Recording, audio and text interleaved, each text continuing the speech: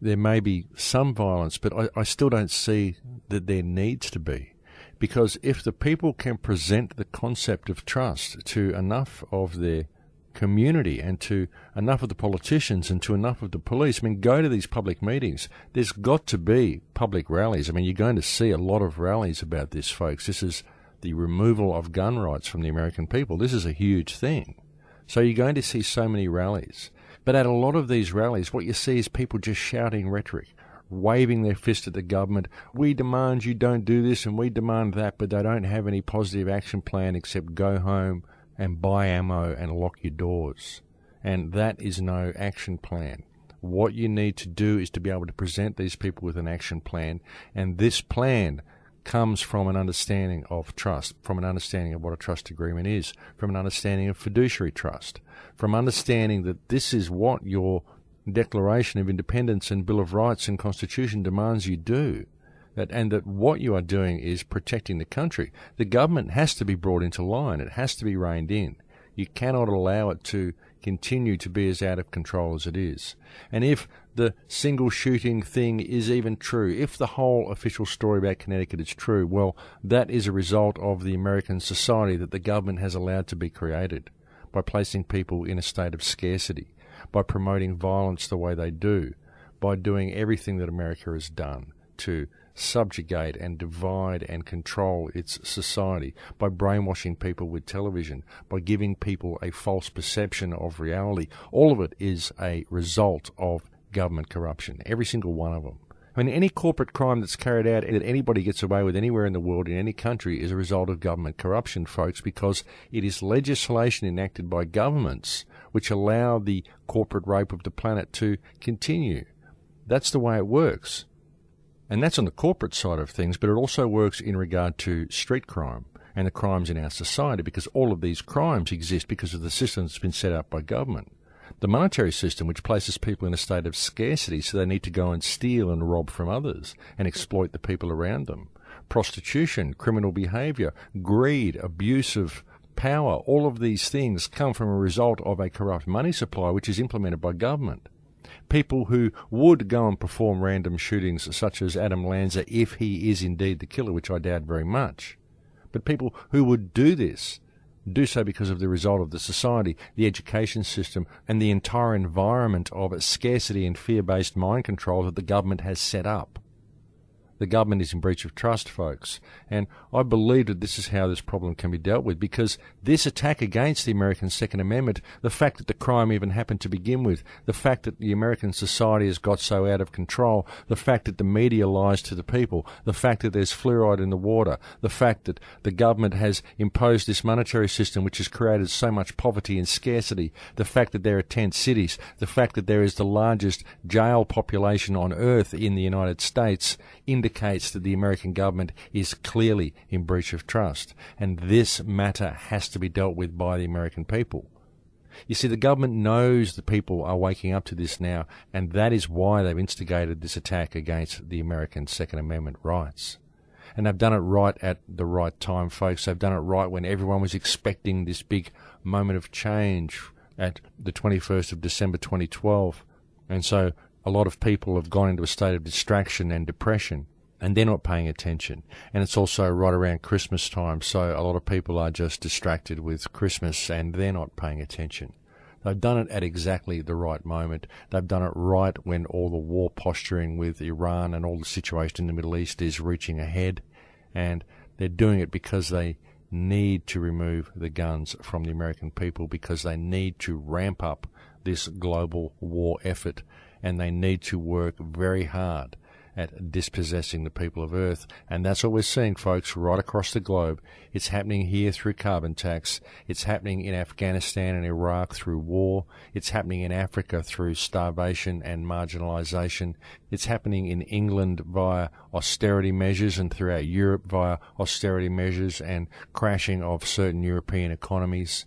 And it's happening in America as well, but it cannot happen in earnest, and they will not get the fuel they need to fire the military machine if they do not first remove the guns from the American people. And that's what this whole thing has been about. And that's what a lot of stuff that we've seen in the media in the films, and most certainly with the counterintelligence that's been splashed across the internet in the last year. That's what we've seen, folks. We've seen a preparation for this event and a preparation for this attack against the US Second Amendment. And I suggest people really do look into this story, folks, and find out how much of it really is faked, because the performance of Robbie Parker really is a giveaway, and I just have to wonder what happened. And if you really start looking into this event, you'll find that there are so many things wrong with it, it beggars belief. There's actually a link on my website written by a man called Niall Brady, which is really a very good article, folks, and the article is entitled Sandy Hook Massacre, Official Story Spins Out of Control. It's a very interesting breakdown of the actual event, and I recommend you go and have a read of that article. It is very eye-opening. It does give you a lot of information that you need to have. I did mention on a couple of shows earlier about the LIBOR legal scandal. I did find out that was false information, folks. That was given to me by someone. They just sent me a link while I was actually being interviewed, and I didn't have time to check it. And I actually did 7 interviews that week, and 6 of them were 2-hour interviews. I mean, I didn't even post most of them on the internet, but I was very busy and very tired. So I think I mentioned it a couple of times, because I did 2 shows in one day at one stage. I did one with Mel Fabregas, and I did another one with someone else later that day. I can't remember who offhand, but I think I mentioned it on both shows. And I did so before I had a chance to investigate it. But apparently the original source for the information was ScaReCRoW. And ScaReCRoW is, of course, a very well-known CIA disinformation source. So I'd be very wary of any information that comes from ScaReCRoW, folks. And I'd like to offer my apologies for even mentioning the LIBOR legal case, because, as I said, it was a disinformation. I simply didn't have a chance to investigate it at the time. All I can say is that I was extremely tired at the time. It was about 8 o'clock in the morning, and I'd had a very big night the night before. I was actually up working quite late, and the information came to me while I was still half asleep, and so that's my excuse, folks, and I'm sticking to it. But hey, I've never claimed to be infallible. We all make mistakes on occasion. But look, I think we're getting pretty close to the end of this show here, folks, so I'm going to have to leave it there for now. And again, folks, if you're living in America, please do stand up for your rights in this matter. And if you are one of the people out there who has been swallowing information about everybody in the world being actors, and David Icke is Richard Branson in a fat suit, and that Julia Gillard is Jodie Foster, and that the whole thing's being run by one family, well, just ask yourself the question, why? Why would this one family go to all this effort to fly everybody all around the world so that they could put on costumes and pretend to be everybody else? I mean, what really would be the point in such an exercise, folks? And I know it's a great spy novel, and it keeps you very well distracted from what's going on around the world and what's going on under your nose, and it prevents you from acting to save your country at a very critical time. But perhaps you could investigate such rabbit holes later and pay attention to what is happening around you. There is a very powerful system of control that is in place on this planet, folks, and there are a great number of people who participate in it. There are actually 13 families who sit at the ruling table, and they don't need to fly around the world and put on costumes and create a great spy novel to distract you with. The system of control is already there.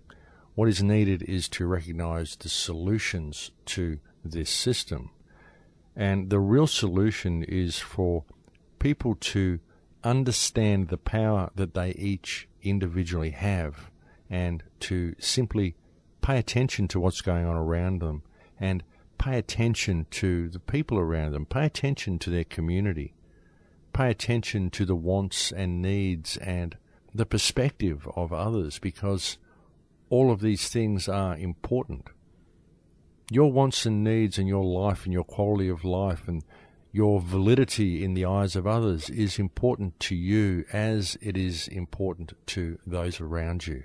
And once we realize this, then positive change will come about by default, simply by stepping into that power and paying attention to what is happening around us. Ultimately, folks, it all comes down to respect. It all comes down to respect and conscience, and as I've often said, real conscience is justice. So let's get that respect and let's get that justice back into the human psyche. And it all begins with asking the questions, folks. You've just got to ask the right questions. But then, of course, you've got to be prepared to live the answers. And that's what I believe mankind is on the verge of achieving. The moment when we actually live our own answers and live our own solutions.